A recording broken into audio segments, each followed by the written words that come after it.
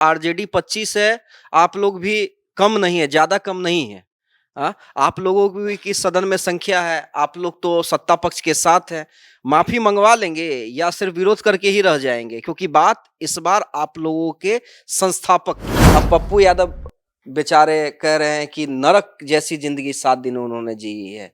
PMCH की कुव्यवस्था को दिखला रहे हैं कि कहाँ एक सांसद को आप लोगों ने पीएमसीएच में रूम तक नहीं अवेलेबल करवाया, बेड तक अवेलेबल नहीं करवाया।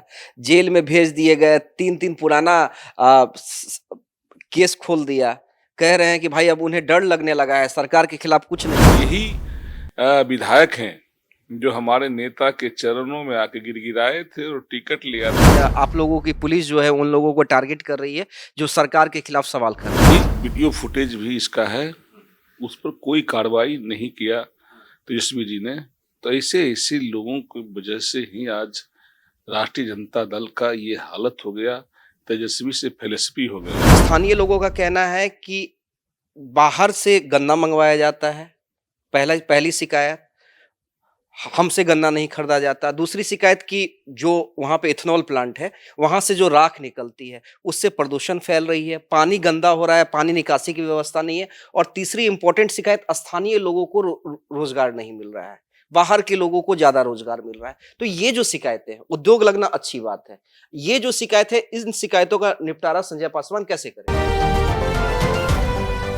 देखिए, अभी हमारे साथ चिराग पासवान के बेहद ही करीबी और बिहार सरकार में मंत्री संजय पासवान जी हैं।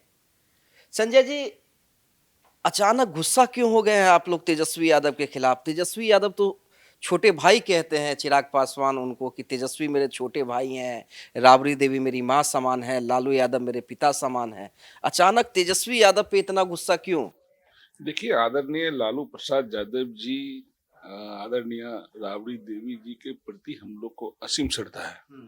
हमारे नेता भी कभी भी मीडिया के माध्यम से या सार्वजनिक चर्चा हो, उनके खिलाफ कभी नहीं किया।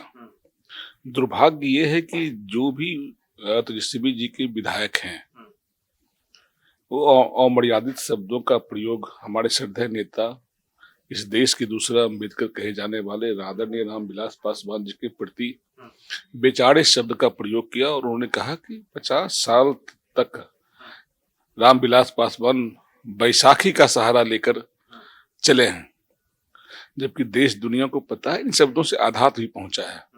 बिहार ही नहीं, देश के हमारे लाखों करोड़ों कार्यकर्ता हैं, दलित अति पिछड़ों को इस भावना से, इस शब्दों से ठेस पहुंचा है। और बेदाग छवि के हमारे नेता थे, कोई एक पैसे का आरोप नहीं लगा सकता है। वो देश दुनिया में लोकप्रिय थे, और इस शब्दों का प्रयोग करना उनके विधायक के द्वारा ये बिल्कुल गलत है, सरासर गलत है। उनको क्षमा मांगना चाहिए सदन में। और इन्हीं सब भाषाओं की वजह से राष्ट्रीय जनता दल का इतना बुरा हाल हो गया है। तो हम तेजस्वी जी से माफी तो उस समय भी नहीं मांगी गई थी जब चुनाव में चिराग पासवान जी के माता के खिलाफ अपशब्द का किसी कार्यकर्ता ने उपयोग किया था। उस समय भी माफी नहीं मांगी गई थी, खेद भी नहीं जताया गया था। मैं वहीं आ रहा हूँ। अब सबको पता है कि जमुई के सभा में चुनावी कार्यक्रमों में हमारे नेता चिराग पासवान जी के मां बहन को गाली दिया गया था। ये वीडियो फुटेज भी इसका है, उस पर कोई कार्रवाई नहीं किया तेजस्वी जी ने। तो ऐसे लोगों की वजह से ही आज राष्ट्रीय जनता दल का ये हालत हो गया, तेजस्वी से फिलॉसफी हो गए है वो। तो जब तक ये समझाएंगे नहीं, जनता पूरी तरह से नकार दिया है। अब आने वाले दिन में इन्हीं सब वजहों की वजह से ये पूरे सदन से गायब हो जाएंगे। उन्हें एक भी विधायक, अभी तो खुद ही गायब रहते हैं, एक भी दिन भी सदन नहीं आते हैं, इनके विधायक भी नजर नहीं आएंगे।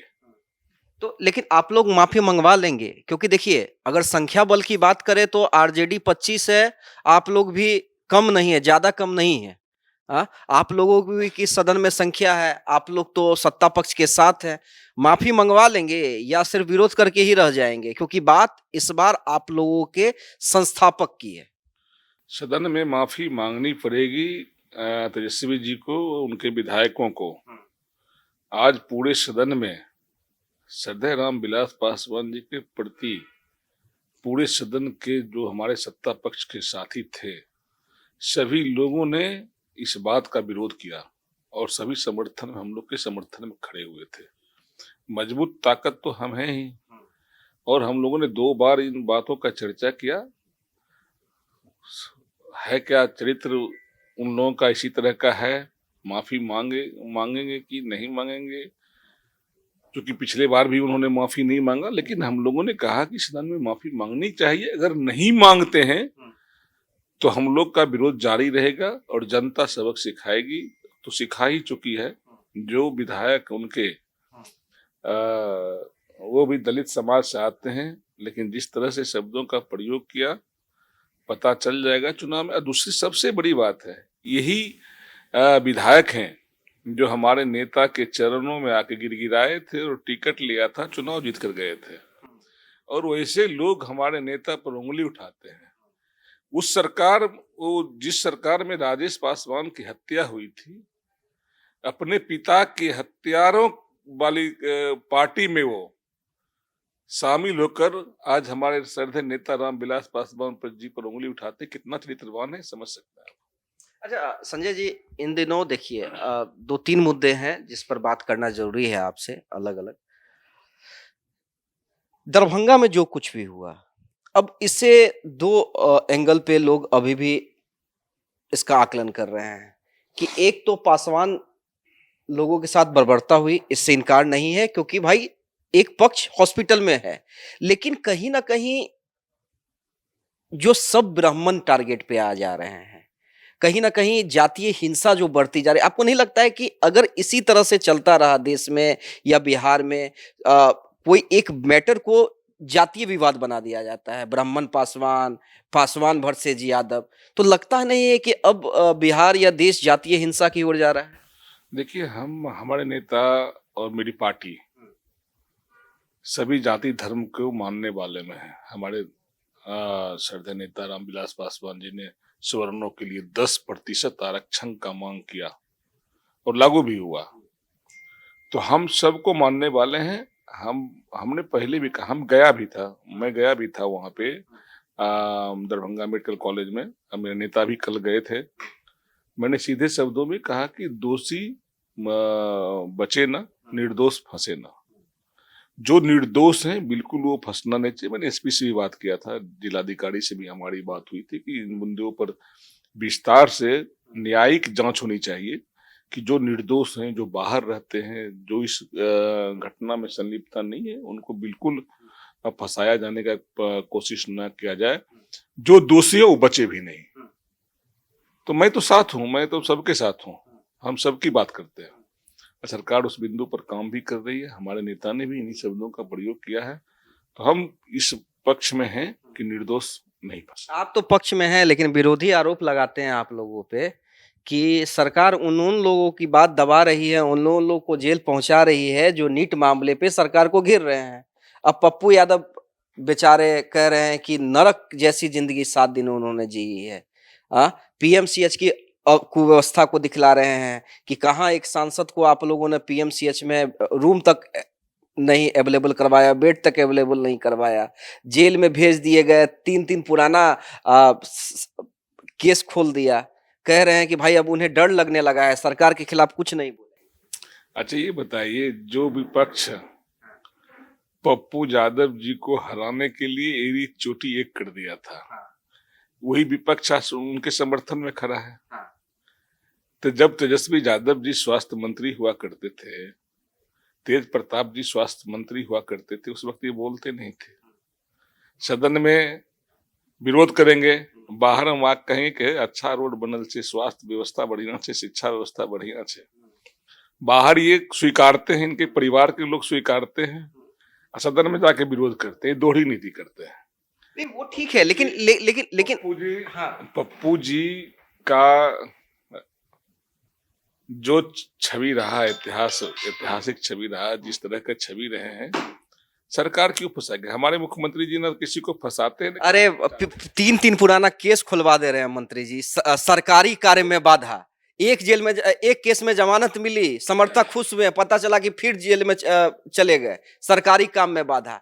पप्पू यादव को इसी लिए डर लग रहा है। उधर पूर्व आईपीएस अमिताभ दास चिल्ला रहे हैं कि देखिए हम बड़ा खुलासा कर रहे थे तो हमें पुलिस पकड़ ली, सुई घुसा दिया। ये परसेप्शन जो बन रहा है, गलत सही अलग चीज है। परसेप्शन ये बन रहा है कि कोई भी विरोधी नेता या विरोधी अगर ज्यादा बोल रहे हैं तो पुलिस जो है सीधे जाके कार्रवाई कर दे रही है। तो कोनो पप्पू जी कोनो धार्मिक काज में जेल गए थे क्या? पप्पू जी को कौन नहीं जानता है? अब बिना मतलब का केस तो हुआ नहीं होगा, उसका रिकॉर्ड भी होगा, केस की संख्या भी होगी, केस में दर्ज जब हुआ होगा तो पहले पुरानी केस होगी तो सबको पता होगा। यूएन में शिकायत कर रहे हैं आपकी, इंडिया में ही नहीं यूएन में सीधे आप लोगों की सरकार की शिकायत कर रहे हैं।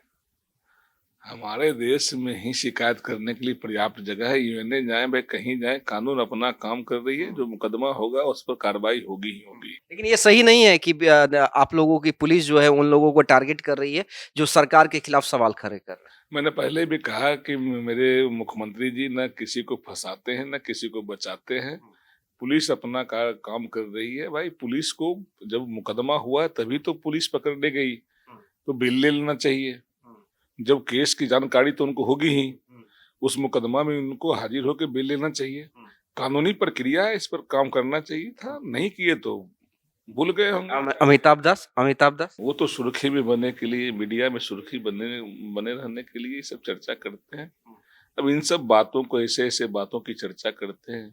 कभी रामविलास पासवान जी पर उंगली उठाते हैं, कभी चिराग पासवान जी पर, कभी मुख्यमंत्री जी पर उंगली उठाते हैं बिना तथ्यों का।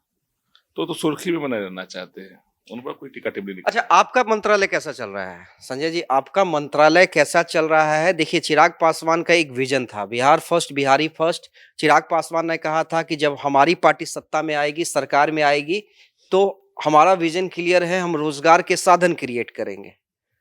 बतौर चिराग पासवान के खासम खास संजय पासवान अभी तक क्या उन्होंने कमाया है इस विभाग के माध्यम से? देखिए, Bihar first Bihari first vision के तहत ही सरकार काम कर रही है। पहले ही कैबिनेट में गन्ना उद्योग विभाग का प्रस्ताव आया और मुख्य सचिव की अध्यक्षता में कमेटी गठित हुई। जो बंद पड़े चीनी मिल हैं, जो नई चीनी मिल हैं, उनको खोलने के लिए जो अधिकारी हैं वो काम कर रहे हैं। माननीय मुख्यमंत्री नीतीश कुमार जी ने भी 3 दिन पहले उच्च स्तरीय बैठक करके ये जानकारी दी, प्रेस को भी जानकारी दी सबको, कि चीनी मिल को खोलना है। सासा मूसा चीनी मिल है जो बहुत जल्दी आपको खुशखबरी सुनाने वाली है सरकार। आपको सकरी रैयाम चीनी मिल है। हम लोगों ने 25 जिले के जिलाधिकारी को पत्र लिखा है कि आप हमको जमीन उपलब्ध कराइए, हम लोग खोलेंगे। देश के यशस्वी प्रधानमंत्री जी ने ही कहा था कि बंद पड़ी चीनी मिल से जो चीनी उत्पादन होगा उससे मीठी चाय पिएंगे। निश्चित रूप से 1 करोड़ युवाओं को रोजगार देना है, बिहार में पलायन को रोकना है। माननीय मुख्यमंत्री नीतीश कुमार जी की संकल्पित है, उस पर सरकार काम कर रही है। ठीक है, लेकिन देखिए, शुगर फैक्ट्री खुलनी चाहिए, उद्योग बिहार में लगनी चाहिए, वो बात सही है। लेकिन कई शिकायतें भी आ रही हैं शुगर मिलों से, उसका निपटारा कैसे कीजिएगा? अब जैसे जहाँ पे आप कुछ दिन पूर्व गए थे विजिट करने के लिए, मगध शुगर मिल, वहीं से शिकायत ये है, और खासकर मैं खुद वहां पर ग्राउंड रिपोर्टिंग करके आया हूँ संजय जी। वहां पे स्थानीय लोगों की 2 शिकायतें हैं। एक तो स्थानीय लोगों का कहना है कि बाहर से गन्ना मंगवाया जाता है, पहली शिकायत, हमसे गन्ना नहीं खरीदा जाता। दूसरी शिकायत कि जो वहाँ पे इथेनॉल प्लांट है, वहाँ से जो राख निकलती है, उससे प्रदूषण फैल रही है, पानी गंदा हो रहा है, पानी निकासी की व्यवस्था नहीं है। और तीसरी इंपॉर्टेंट शिकायत, स्थानीय लोगों को रोजगार नहीं मिल रहा है, बाहर के लोगों को ज्यादा रोजगार मिल रहा है। तो ये जो शिकायतें हैं, उद्योग लगना अच्छी बात है, ये जो शिकायत है, इन शिकायतों का निपटारा संजय पासवान कैसे करेंगे? देखिए, सभी बिंदुओं पर हम लोग अधिकारियों के साथ बैठक कर रहे हैं। मैं खुद भी गया था, मैंने किसानों से भी मिला, मिल अधिकारी से मिला, मिल मालिक से भी मिला। मिल के जो किसान वहाँ आम लोग भी थे, उनका भी सुना कि प्रदूषण का मामला है।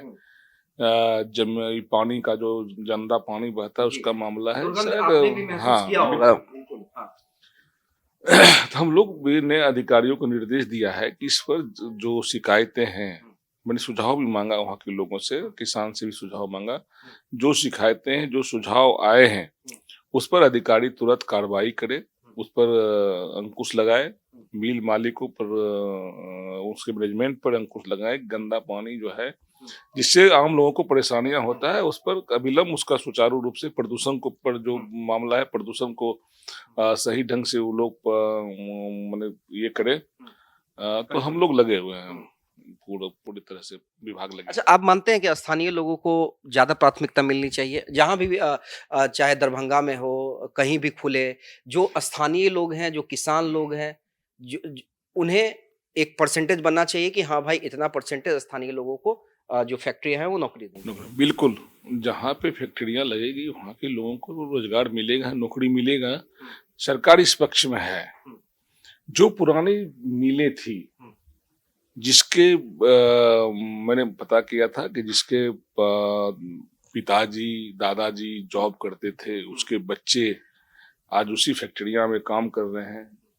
कोई नई वैकेंसियां नहीं है, चूंकि प्राइवेट सभी संस्था है, तो उन्हीं के हाथ में सारा अंकुश है। लेकिन जो भी मांगे आती हैं, हमारे पास जो भी आता है, मैं उसको अधिकारी के साथ बैठ के उसको निष्पादन करने का काम करता हूँ। जो नई मिल खुलेंगे, जो पुरानी जो बंद पड़ी चीनी मिल है, उस खुलेंगे तो निश्चित रूप से वहाँ के लोगों को प्राथमिकता दिया जाएगा। चलिए, बहुत-बहुत धन्यवाद। देखिए, संजय पासवान को मैं लंबे सालों से जानता हूँ और संजय पासवान के बारे में एक बात कह सकता हूँ, अपने पार्टी के लिए ईमानदार हैं, अपने नेता के लिए ईमानदार हैं और जो मंत्रालय इन्हें मिला है, पहले दिन से एक ही टारगेट है, अपने नेता चिराग पासवान के विश्वास पे, उनके विजन पे खड़ा उतरना।